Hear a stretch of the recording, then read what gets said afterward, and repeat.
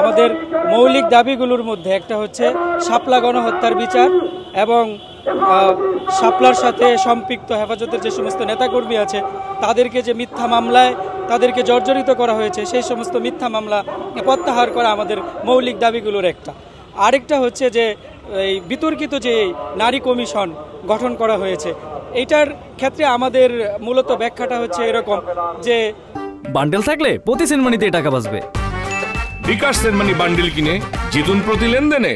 এই নারী কমিশন যে প্রস্তাবনাগুলো দিয়েছে এই অন্তর্বর্তীকালীন সরকারের কাছে সেখানে ইসলামের সাথে সাংঘর্ষিক এবং কোরআন বিরোধী অনেক সংস্কার প্রস্তাবনা সেখানে রয়েছে, যেটা আমাদের 90% ধর্মপ্রাণ মুসলমানের এটা তাদের সেন্টিমেন্টের বিপক্ষে যায়।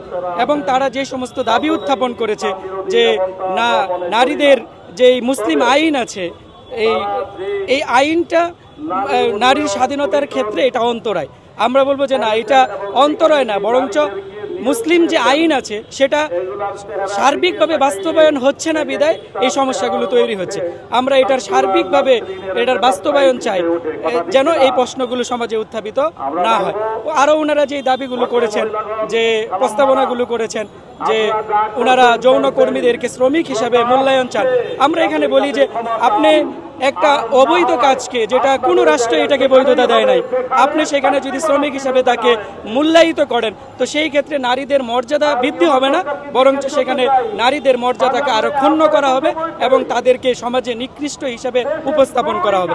এটার আমরা বিরোধিতা করছি। অনেক আগে থেকে এগুলো আমাদেরকে পশ্চিমা বিশ্বরা চাপাই দেওয়ার চেষ্টা করতেছে আগে থেকে। যেমন এর আগে ট্রান্সজেন্ডার নিয়ে একটা হলো, ওইটা আমরা প্রতিহত করছি ইসলামপন্থীরা। এই পশ্চিমা বিশ্বরা আগে থেকে এগুলো চাপিয়ে দেওয়ার চেষ্টা করছে আমাদেরকে। যাই হোক, এখন হচ্ছে দেখেন মুসলিমরা প্রতিটা জায়গায় প্রতিটা দেশেই নির্যাতিত। দেখেন আজকে আপনার ফিলিস্তিনে কিছুদিন আগে যে বর্বর হামলা চালাইলো ইসরায়েল রাষ্ট্র, সন্ত্রাসী ইহুদি রাষ্ট্ররা। তারপর পার্শ্ববর্তী আমাদের এলাকা হচ্ছে আমাদের পার্শ্ববর্তী রাষ্ট্র ভারত। হ্যাঁ, সেই ভারতেও মুসলমানদেরকে মারছে, প্রতিদিনই তাদেরকে মার দেওয়া হচ্ছে।